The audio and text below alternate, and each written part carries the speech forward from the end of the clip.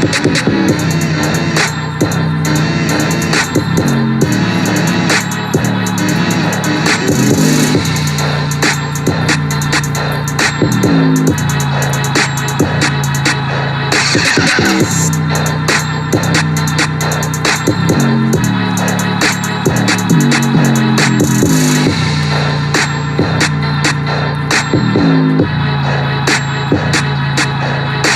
'Cause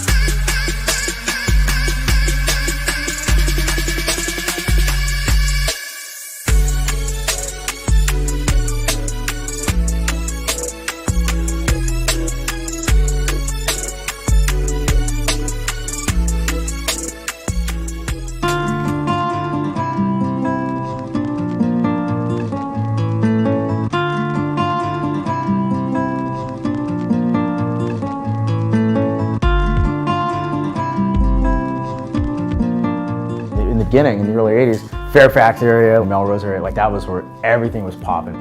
You literally were bumping shoulders. It was so deep down there. I'm seeing all this stuff and I'm just getting hit. It was just really a cool spot for us to hang out, and we chill in these alleys right here, on rooftops, just mobbing all day, just bombing the neighborhood. It was the center of where a lot of these people found themselves and created who they were going to be. A very special place. It was things that were edgy and new, artistically, like there was stuff popping up. Renee's skate shop was right there, like there was Nana's. You go in there and get your docs. From 1984 through 1998, Melrose was at its heyday. Graffiti, tattoo shops, music. It was wild, and it was our neighborhood. Melrose, man, it's amazing.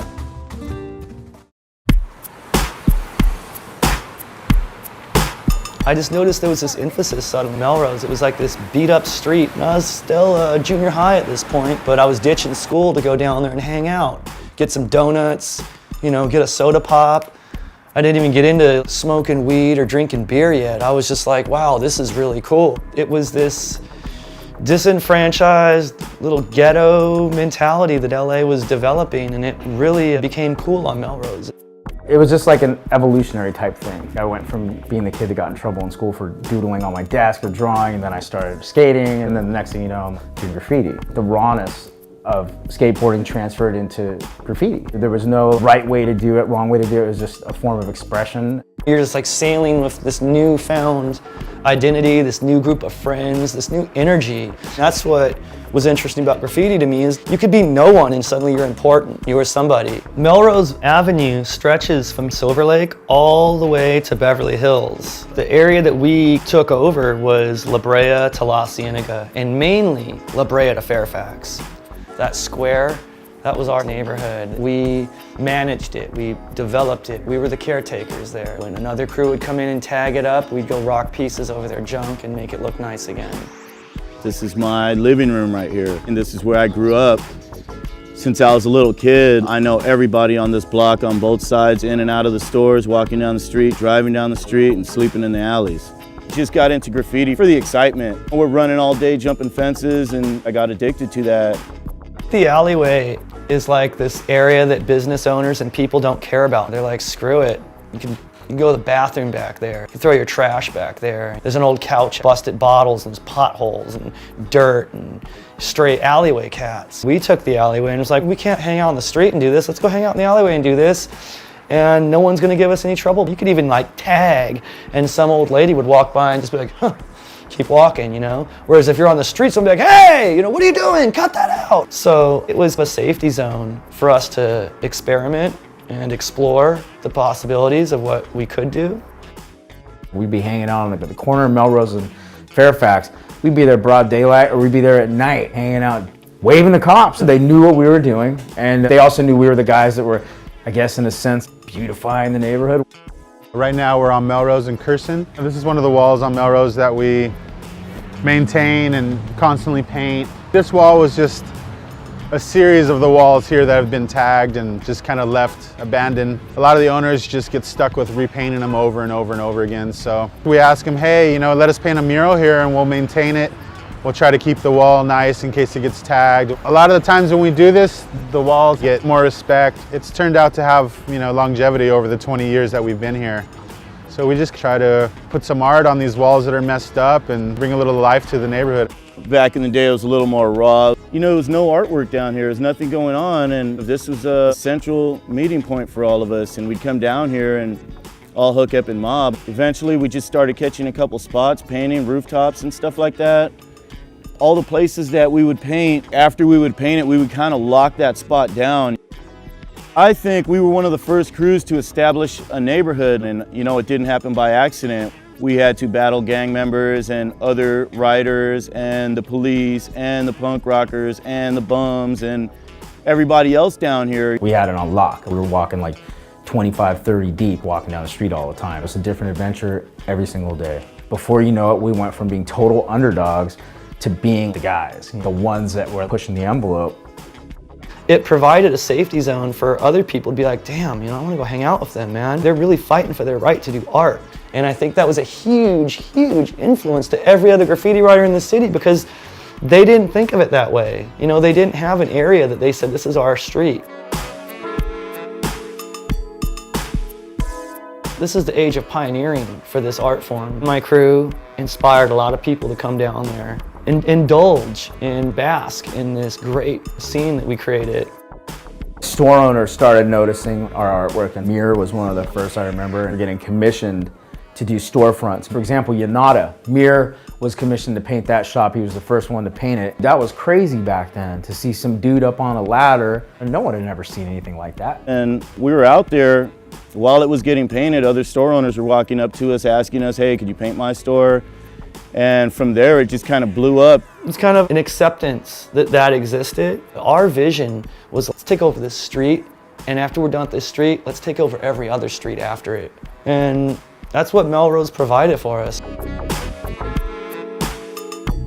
I remember one afternoon, me and my boy Skate and a couple other members, we were down there painting in the alleyway, and this little hot rod pulls up, this crazy long-haired Russian dude in it, and he's like, hey, I like that, you know, I really like that. I'm opening a record store. Yeah, I'd like to get some of your art in there.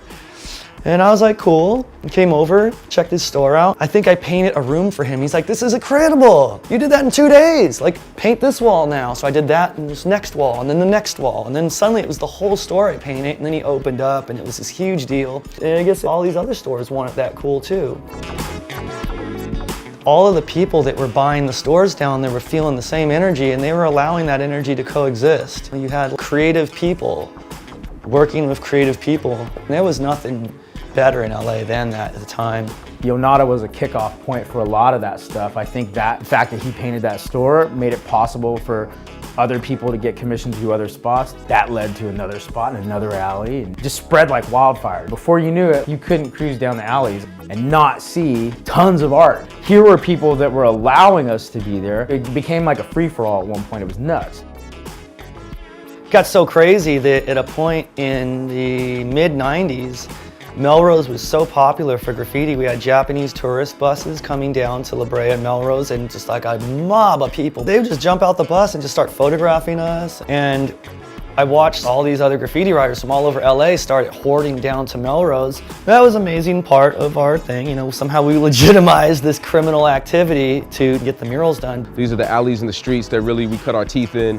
Melrose was a very important place. It was a mecca for creative energy for the area. Maybe you would see Slash from Guns N' Roses come out the bar right at the corner, and then turn the corner and see Mir bomb an entire 2-story full production across a whole wall, and they'd be 15 feet from each other. And that was just raw creative energy happening right here. You had open walls, you had open turntables. You know, when you talk about the birth of Dilated Peoples, we definitely sparked Dilated Peoples right here on Melrose. To see that happen and see the growth of the fine arts movement and graffiti arts movement happening, it kind of turned this into a haven. People from all over the world will come here to paint, to meet writers, to trade sketchbooks. It was a great time for a lot of people, and a lot of those people ended up doing a lot of big things.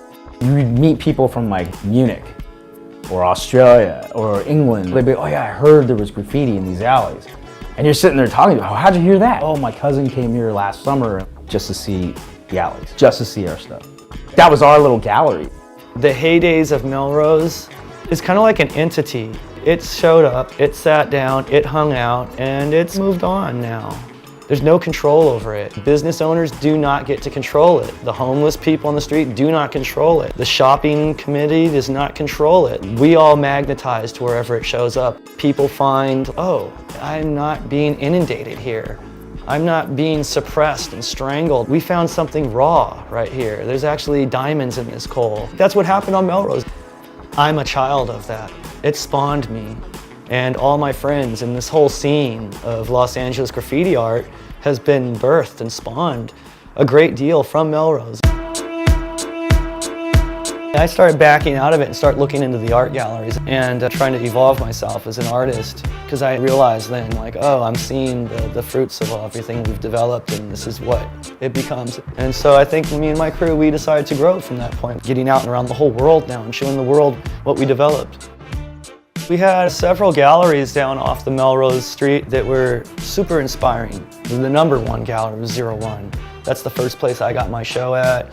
That's the wall I painted my friend Skate One, who passed away on. That's the alleyway where a lot of my great murals took place at. The choice to go from the street and enter the 01 gallery and do my first show there with Chaz Bajorquez was really an important decision in my life.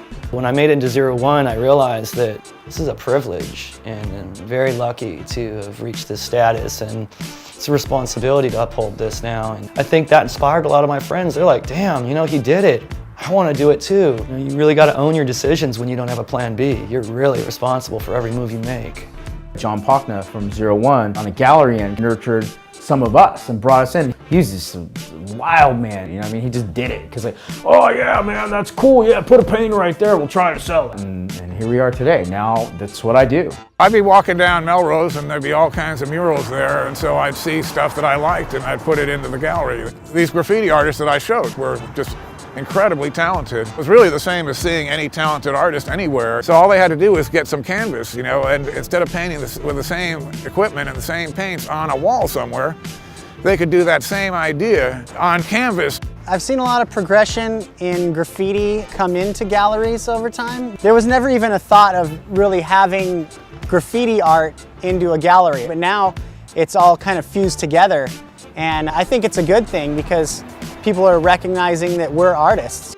I'm on canvas now and working on some exhibitions and constantly trying to push myself to be a better painter. If you're not evolving, you're dying. And it's a constant evolutionary thing. My palette has always got something on it. My easel always has something on it. I'm constantly experimenting and just trying to keep it fresh and keep it raw. And most importantly, I think with anything really, but especially in art, you have to have fun.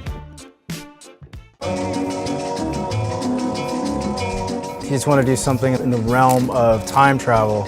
We used to paint back here all the time, like when we were kids, and 2013, here we are. It's like almost 30 years later. This all goes back to a bunch of us hanging out in these alleys and just having a good time, doing it for fun.